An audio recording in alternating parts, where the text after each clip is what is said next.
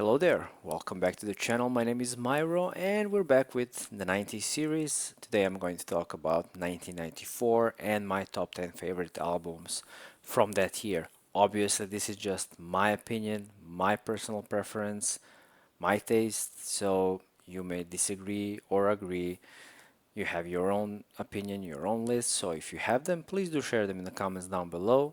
This is, like I said, my list, so some of these records may be off-putting, or you may not like them, or you never heard of them, but you'll see. Number 10, Emperor in the Nightside Eclipse, one of the most influential black metal albums of all time, an album that basically single-handedly created symphonic black metal subgenre and one of the most unique black metal albums of the 90s.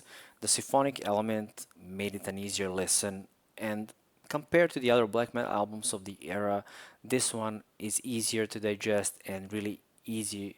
Well, not really easy, but easier to get into. In the Nightside Eclipse is grandiose, it is theatrical, it is complex. The production is raw, but compared to some other black metal albums of the time, vocals are really not in the forefront. They're kind of buried beneath the instrumentation that takes the central stage on this record because the riffs and the guitar playing and the playing in general is fantastic, and there's some absolute bangers and classics here like I'm the Black Wizards or Inoa Satana. It is a fantastic record and one of the most beloved black metal albums of all time. And coming from black metal, we're going to number 9, to Britpop.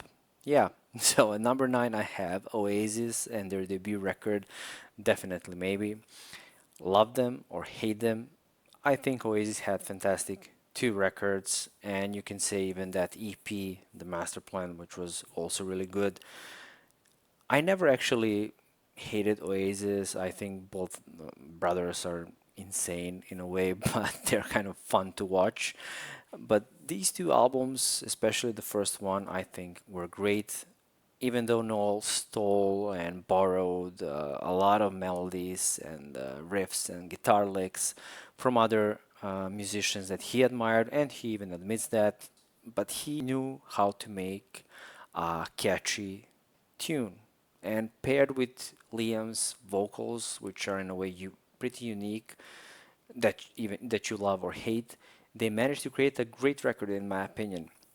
Definitely Maybe is full of bangers, even though the lyrics are all over the place. And just listen to Supersonic and tell me what's that all about. I don't know. In the end, doesn't matter. I mean, the songs are full of hooks and catchy melodies and choruses like Live Forever, Rock and Roll Star, Cigarettes and Alcohol. A song, obviously, that got that intro riff from T-Rex, but doesn't matter. I think it still sounds good. The production is not the best, but I mean, for what they were going for, I think it's perfect. Nothing complex is happening here. It's straightforward rock and roll with some cocky attitude, but I think it is a perfect debut, almost perfect debut. And in a way, I like how Definitely Maybe sounds over, for example, their maybe most well-known record was the story Morning Glory. I don't like the production of that one, but maybe I'll talk about Oasis someday, so we'll see. Anyway, I think this is a great record, and I still find it really entertaining. I like listening to it in my car or whatnot, but I think it is overhated for no reason. Number 8, I have Jeff Buckley and his only studio album, Grace.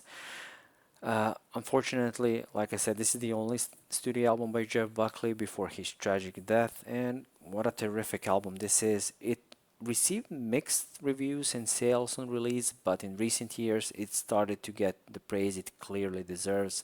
One of the first songs I heard by Jeff Buckley was his rendition of Leonard Cohen's Hallelujah, which might be the most well-known cover of all time, and I think even sounds better than the original. The album is full of personality. His voice is really fantastic, and the way he sings is really moving. And his music definitely, and the way he sings, influenced other artists in late 90s and early 2000s, like Radiohead, Coldplay, for example. And just listen to Coldplay's song from their debut Parachutes, Shiver. It has that Jeff Buckley all over it. The production is great, and there are many highlights on this record, like the title track, Hallelujah, Last Goodbye, Mojo Pin, or Lover You Should Have Come Over. It is one of the most moving records of all time, and it's really such a shame that his life ended so early. So yeah, number 8, Jeff Buckley, Grace. At number 7, I have Soundgarden and their record Super Unknown, and this is another fantastic record. I mean, Chris Cornell had such a unique vocal, their best release in my opinion. And besides that, Super Unknown is super dark album. Just listen to tracks like Fell on Black Days or like Suicide. The instrumentation is energetic and at times really heavy, almost heavy metal heavy. It draws inspiration from different genres of rock, and we have hints of metal and even stoner rock. And my only complaint is that the album is maybe a bit long.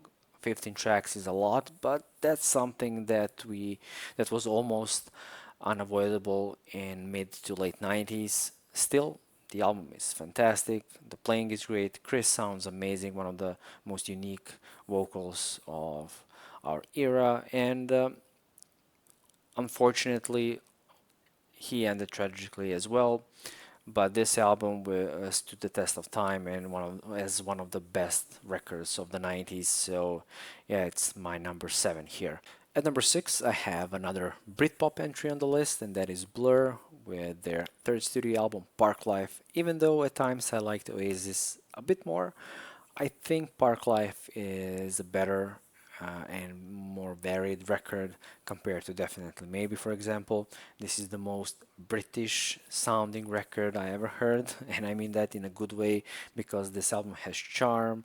It is witty and it's full of memorable melodies and catchy tunes like disco inspired Single Girls and Boys, the witty title track, the punk rock influenced Bank Holiday, or even Baroque pop inspired To the End. This album has everything, and I like the variety on it, and that's what it makes it an interesting listening experience from start to finish.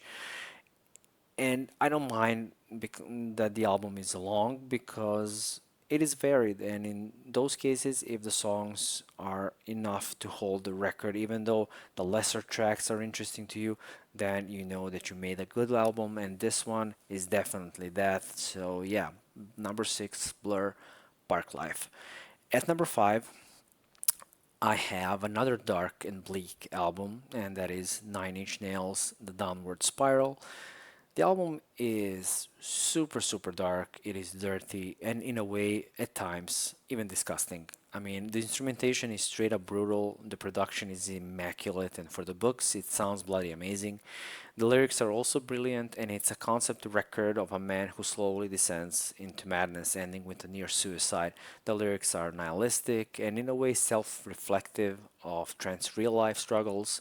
So, obviously, the album contains the famous single Closer, which saw regular airplay on MTV, albeit a censored version because it was quite controversial when it came out. Really provocative lyrics and video that definitely made an impact, in 1994. I was only 4 when this was released, so I don't know how the album was received at the time, but from today's standpoint, I can say that this is definitely a really innovative production and style that kind of defined the whole era. A groundbreaking and tremendous release, in my opinion. So, number 5, Nine Inch Nails, The Downward Spiral. At number 4, I have a record that I already mentioned. That is Nick Cave and the Bad Seeds, Let Love In. I talked about it on my separate video in which I covered Nick Cave.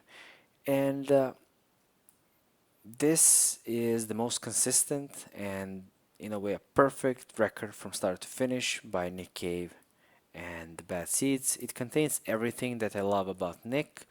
It is dark, it is lovely, it is passionate, it is melodramatic, it is scary at times, and obviously there are some great lyrics on this album. My favorite track on the album It is creepy and magnificent Red Right Hand, a bizarre and stupendous track. The album is basically a culmination of everything that the band did up to that point, and it looked like they found the perfect match for everything. The arrangements are once again amazing, some nice organ, twangy guitars, and amazing Nick Cave's vocal performance. So overall, I think this is a fantastic record, and it is a record that is near and dear to my heart. So number four, Nick Cave and the Bad Seeds, Let Love In. At number three, I have this little band, Megadeth, and their record Euthanasia, one of the most underrated records by them. I just love this one. It was my, in a way, introduction to the band because one of the first songs I heard by Megadeth was "A Tout le Monde," and I was in a way hooked, so I started to listen to the whole record. I love the production from Max Norman. In a way, this is a continuation from Countdown to Extinction, uh, but it is even more catchy than Countdown. It is slower record, but with some great riffs.